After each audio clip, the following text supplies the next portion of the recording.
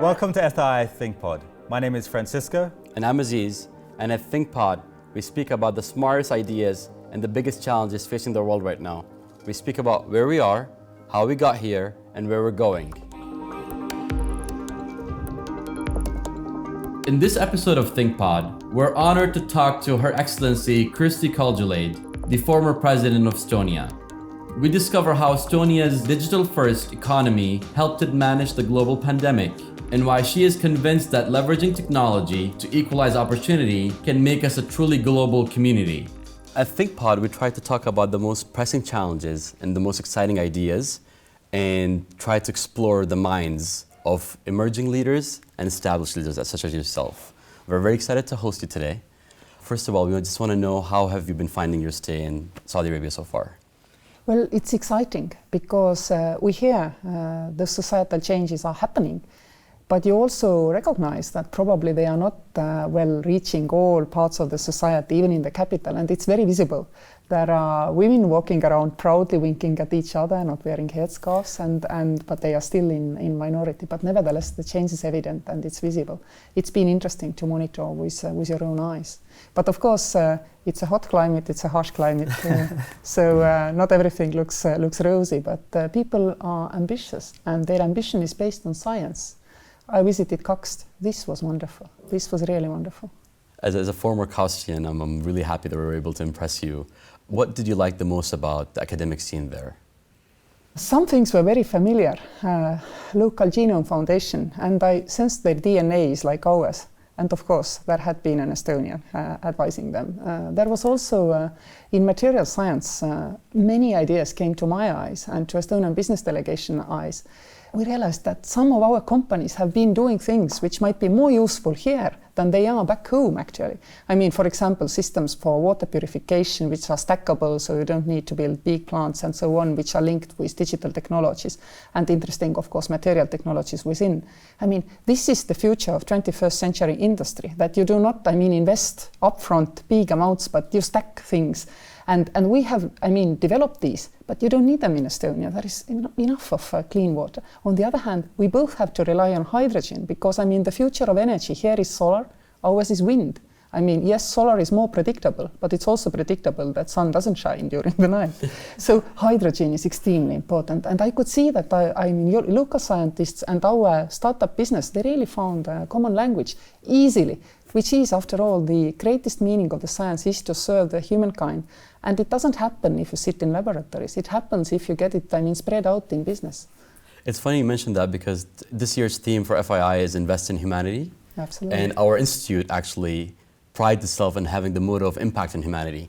And actually, interestingly enough, a delegation from our investment arm made their first official trip abroad to Estonia. And they were very excited and happy to see a lot of the work that's been done under your leadership in Estonia to promote the local entrepreneurial scene there, to promote the businesses. What has inspired you the most in that area to promote that in Estonia? Well, actually, nothing inspired us, but Estonia, when we regained our independence, it was 30 years ago, all business was digitalizing their processes at that time. And we simply, we thought it normal thing to do also for the government processes because it's more efficient and effective. And we totally failed to understand that it is not going to happen in bigger, richer economies as quickly as it happened in Estonia. So you cannot say it's an accident. It was driven by various governments, purposefully moving ahead, putting emphasis on interoperability, explaining to people that digital is safer than paper and all this. It was a work, including training the elderly, for example, because if you want to change society, it has to be inclusive. Everybody has to be on board. So it was hard work, but we thought everybody's doing it. We totally missed that others aren't. And that's why. And maybe why it happened in Estonia is that our labor market is not separated into private sector and public sector. There is nothing to be gained in remaining in one or another for years. Our pension system is universal and healthcare similarly. So, you are not rewarded for sticking to your place in society, but rather rewarded for moving from one place to another. Knowing therefore that if you didn't go a place in one organization, there is certainly a better niche for you elsewhere. So we are very mobile. Our unemployment rates are traditionally extremely low. Well, some might call it unprotected labor market. We call it free labor market and enjoy it fully. So in terms of within Estonia, you mentioned previously that they're looking at also some technologies they have there applying here. Do you think as a part of that global community that we could learn here in Saudi from some of the technologies you've developed in Estonia? I think indeed in Green Turn we should turn more attention to the possibility of being not only, micro producers and getting used to more kind of diffuse energy production system, but also the consumption. Actually, if we stack our consumption smartly, we estimate in Estonia that you can actually cut the peaks by 20-25%, which means that you need far less production capability. Estonian electricity grid, for example, is smart. So we all know, when to use, when not to use, and in Nord Pool, Nordic market, you can sell avoidance of electricity use already by 15-minute slots.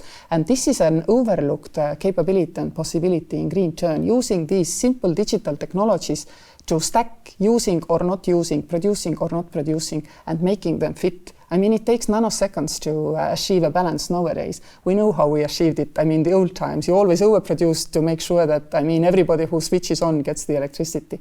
And this is, I feel, a little bit overlooked in Green Turn.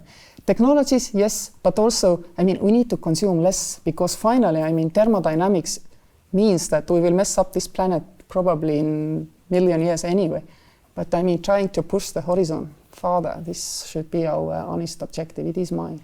How did having this digital first economy help during COVID? Well, we thought that our internet flows will not rise as much as, for example, in Nordic countries. But even from the high base, our telcos told they rose more. For example, e-school, of course, existed. Previously, it was a supporting tool for education. Now it became the main tool for education. This kind of changes. The most stark change, probably, which people really now understand globally, that we obviously had an advantage in having e-health system. In Estonian e-health system, we only added one red button, which said, start your own sick leave. So you could signal your doctor that you are sick. The doctor sent you an invitation to go to COVID testing place. Nobody went to doctor's office to spread the disease, for example. It was quick, efficient, and I think fewer people in the first wave in particular died in the first wave in Estonia. You know why? We never clogged up the access to the medical system. I noticed in many European countries, it might have taken 4 days, 5 days to get through to this special COVID treatment. But as we now know, this could have been crucial. In the first wave, nobody knew it. But we were astonished how well our medical system held up. And this was exactly because of this quick access, we believe. What were the biggest challenges you personally faced dealing with COVID? And where did you see hope navigating that tough journey? The biggest challenge actually for us is now. And this is because many people, encouraged maybe by the really great stance and stamina of our healthcare system, are not vaccinating. We have still 30% of grown-ups in Estonia not vaccinated because they believe that, they will not have this difficult version of COVID, and even if they will, it will be good. Because we didn't have these really frightening sites like in New York or in France or in Spain. People now maybe feel a little bit overconfident. So the biggest challenge for Estonians is actually right now. And we still are struggling to get people vaccinated because it's very easy to distance yourself. Your jobs doesn't suffer. 30% of the jobs can be done from distance. People are, well, Estonians anyway are introverted people normally. So even enjoying, the peace and quiet. We are not a densely populated country as well, so it's not at all difficult. We made a joke that good, the COVID restrictions are over, now we can, retreat to the 5-meter distance, not to keep to the 2-meter distance. And this is making vaccination now difficult. So this is our biggest challenge, and we are taking it on now. We actually had one last question for you, because we got to know a fun fact about you right before this interview. So we understand that you're a person of food, and that you like to explore cultures through food. Just talk to us a little bit about how that shapes your life and if there's any particular cuisine that you prefer. It's interesting that indeed, when I go somewhere, I try to, eat locally because it gives you the best insights. But then, of course, particularly when you are president in the office, it's sometimes difficult to find the truly authentic places because, they might not be so white tablecloth and sanitary.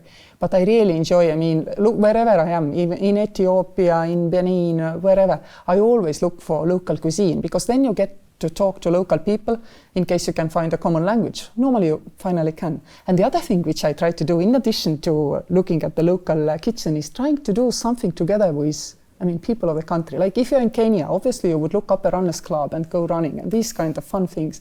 And it helps you a lot to really get close to people's real mindsets and thinkings. And I really like it because otherwise you are in your bubble, in your diplomatic bubble. And it doesn't give you quite that insight. And food-wise, sometimes I try to cook like a Lebanese, maybe, but it's difficult. Luckily, we have internet nowadays, so you can serve your food globally. And that is something which people normally overlook about the internet and the transformation of the societies. Nowadays, everything is at your fingertips. I mean, the necessary ingredients. If you are doing great handicraft, you can sell it to 8 billion people globally. And this enhances everybody's business and lifestyle opportunities. It's not only for the geeks or for the better off. I mean, even if you think about people with special needs, if you like to knit red socks and you're an autistic person, I mean, previously nobody bought your red socks and you're really bad at delivering because you're autistic, you don't like to communicate to people. Nowadays you just sell them globally and you don't have to see anybody. So you are self-sustainable. Previously you weren't. You were on government support probably. You see, it's very important that we realize technology really makes us truly global. And I think that is also part of the reason why you see the social change here. We're global anyway. Everybody knows anyway how other people are. On that positive note, we just want to thank you so much for your time and thoughts at the THINKpod. Thank you so much, ma'am. Really appreciate it. Thank you. I enjoyed talking to you as well. Thank you very much. Thank you. Pleasure. Thank you. We would love you to let others know about this podcast. So please rate us, leave us a comment, and share with someone who might enjoy it too. And don't forget to hit the subscribe button so you don't miss out on our next episode.